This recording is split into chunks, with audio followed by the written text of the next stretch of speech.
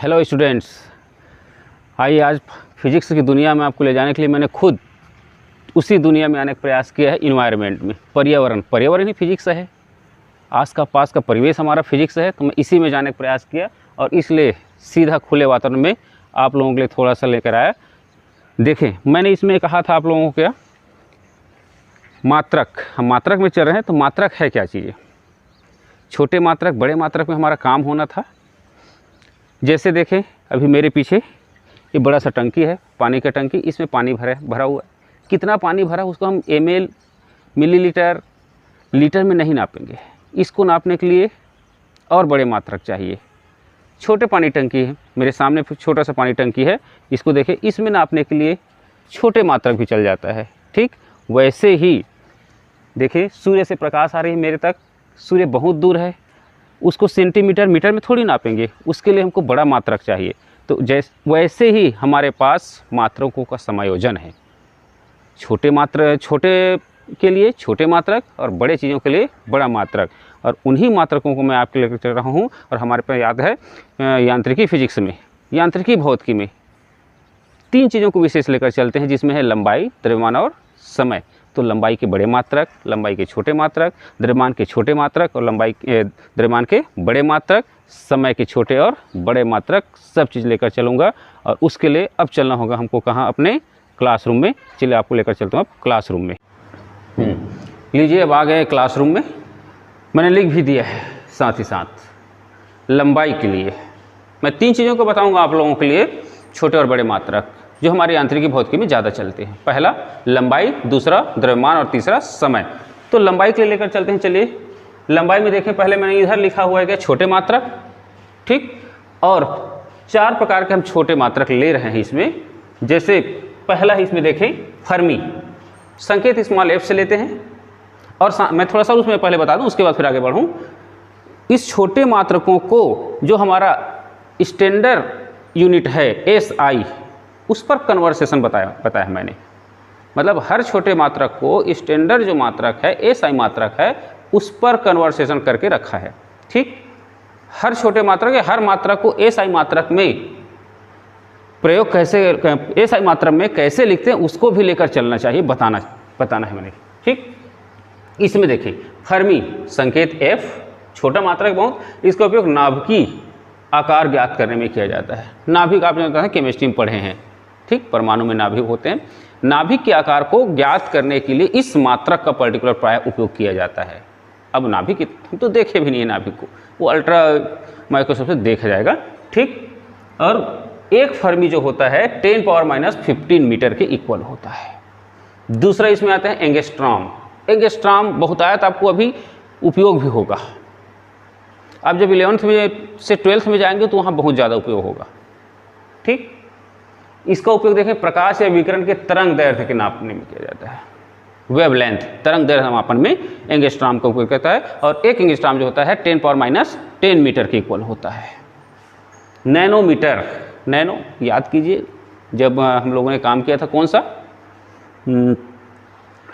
10 के पूरा लग्न में जब काम किए थे, उस समय जब बात आई थी नैनो कार। चलिए, नैनो कार में नहीं जाते। नैनोमीटर nm इसका संकेत होगा। इसका भी उपयोग तरंग दैर्ध्य मापन में ही किया जाता है, विकिरण में भी किया जाता है। 1 नैनोमीटर मालूम है -9। 4th माइक्रोन μm, इसका उपयोग अति सूक्ष्म जीवाणु के आकार को मापन के लिए किया जाता है। और इसका मान जो होता है 1 माइक्रोन जो होता है 10⁻⁻6 मीटर होता है। याद कीजिए, अभी हमारे जीवन में, पूरे विश्व समुदाय में वायरस जो चल रहा है, उस वायरस का आकार हम लोग शुरुआत में सुनते थे, याद कीजिए, इतने माइक्रोन का है, इतने माइक्रोन का है, से बात आती थी। और वही माइक्रोन ही ये मात्रक है। ठीक, मतलब छोटे सूक्ष्म जीवाणु विषाणु को के आकार मापन के लिए क्या किया जाता है, माइक्रोन जो कहा जाए मात्रक है, उसका उपयोग किया जाता है। ठीक है, और चलिए, ये तो हो गया छोटे मात्रक। अब लेकर चलता हूँ इसी लंबाई के क्या मात्रक, बड़े मात्रक। ठीक, जैसे मैंने बता भी दिया है, सूर्य बहुत दूर है हमसे, वहाँ से प्रकाश आ रही है। ठीक है, तो सूर्य से पृथ्वी तक की दूरी कैसे नापेंगे, मीटर एस में तो थोड़ी नापे, इसमें तो नापते नापते हम लोग थक जाएंगे। ठीक। तो उसके लिए बड़े मात्रक का उपयोग किया जाता है। और चलिए बड़े मात्रक लेता हूँ मैं किसका, लंबाई का।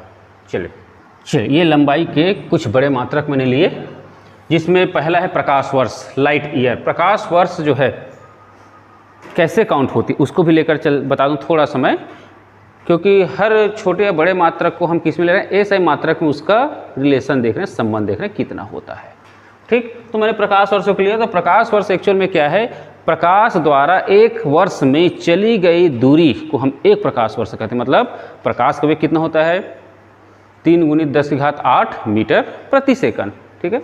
और उस स्पीड से प्रकाश एक वर्ष में, मतलब 365 दिन की बात करूं मैं तो क्या, घंटा के बाद मिनट के बाद सेकंड में जाऊं तो उतने सेकंड में वह जितनी दूरी तय कर लेता है उतने दूरी को कहा गया है क्या, एक प्रकाश वर्ष। अब सोचिए आप लोग कितना बड़ा मात्रक है ये, ठीक है। और इसका जो मान होता है एक प्रकाश वर्ष जो होता है क्या होता है, 9.46 × 10⁻15 मीटर, याद रखना है आपको। दूसरा है खगोलीय मात्रक, एस्ट्रोनॉमिकल यूनिट, ठीक। सूर्य और पृथ्वी, याद कीजिए मैंने अभी थोड़ा देर पहले आपको बता रहा था जब आउटडोर बात कर रहे थे तब, ठीक। सूर्य और पृथ्वी तक की औसत दूरी, ठीक, को एक खगोलीय मात्रक कहते हैं। जैसे हमको मालूम है, अभी आगे पढ़ेंगे हम लोग केपलर के नियम में, सूर्य जो है पृथ्वी जो है सूर्य के चारों ओर चक्कर लगा रही है और दीर्घवृत्ताकार कक्षा में चक्कर लगा रही है, ठीक है। तो दीर्घवृत्ताकार में मतलब औसत डिस्टेंस निकालना पड़ेगा हमको। तो वह औसत दूरी को ही क्या कहा गया है, एक एस्ट्रोनॉमिकल यूनिट कहा गया है। और एक एस्ट्रोनॉमिकल यूनिट के मान जो मान है 1.496 × 10⁻11 मीटर होता है। ये भी बहुत बड़ा मात्रक है। और खगोलीय विज्ञान में या खगोल विज्ञान में इस मात्रक का बहुत आयत उपयोग करते हैं। अगला है पारसेक, बहुत बड़े वैज्ञानिक रहे, उसके सम्मान में इस मात्रक का नाम रखा गया है।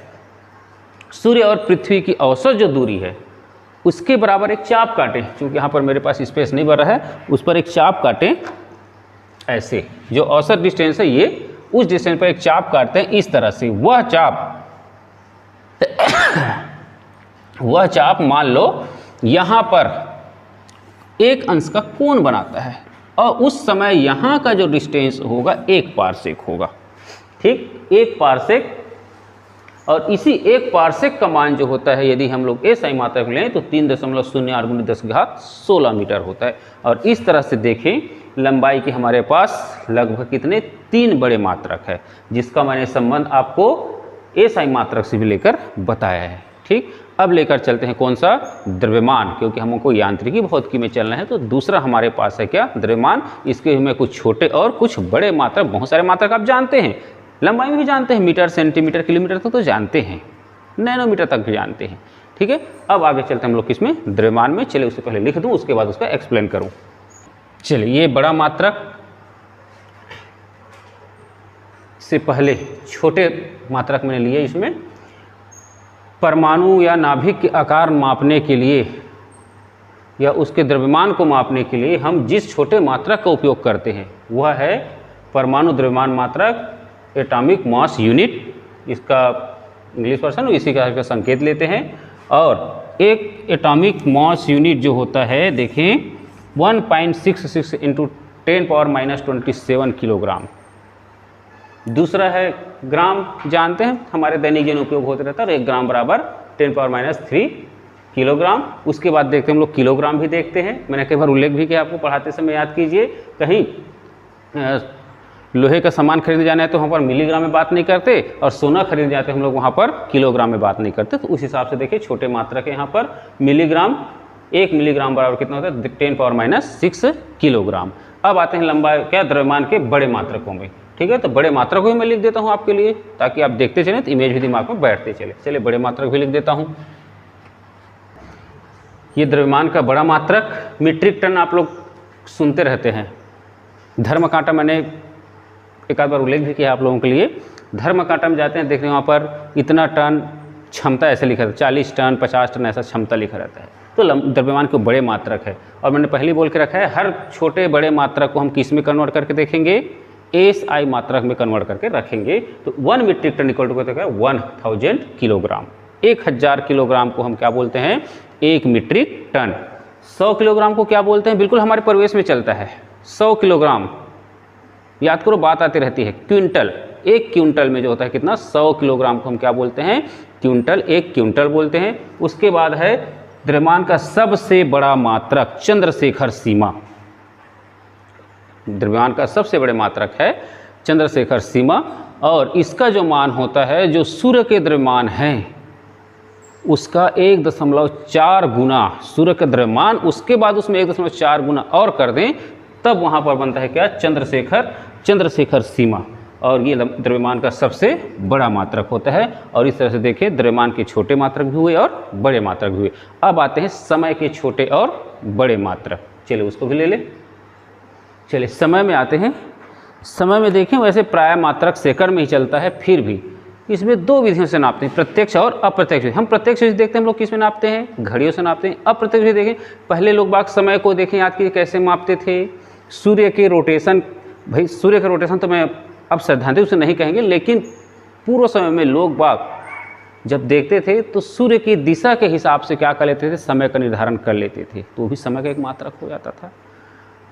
उसके बाद घड़ियों के माध्यम से, स्टॉप वॉच के माध्यम से, उसके बाद डिजिटल घड़ी के माध्यम से, ऐसे बहुत सारे हैं जिसके माध्यम से हम क्या करते हैं, समय का मात्रक मापन कर सकते हैं। और इसमें दो प्रकार की होती है, एक होता है प्रत्यक्ष विधि और दूसरा होता है अप्रत्यक्ष विधि। और इस तरह से हम क्या कर सकते हैं, हमारे यांत्रिकी भौतिकी में द्रव्यमान, लंबाई और समय के मात्रकों को समायोजित कर सकते हैं। और यह आपके आगे के फिजिक्स के लिए बहुत ही उपयोगी है, चाहे आप नीट में जाएं, जी में जाएं, चाहे अन्य किसी भी कहा जाए कंपटीशन एग्जाम में जाएं, बहुत ही महत्वपूर्ण होगा। और ये हमारा पार्ट यहाँ पर ख़त्म होता है।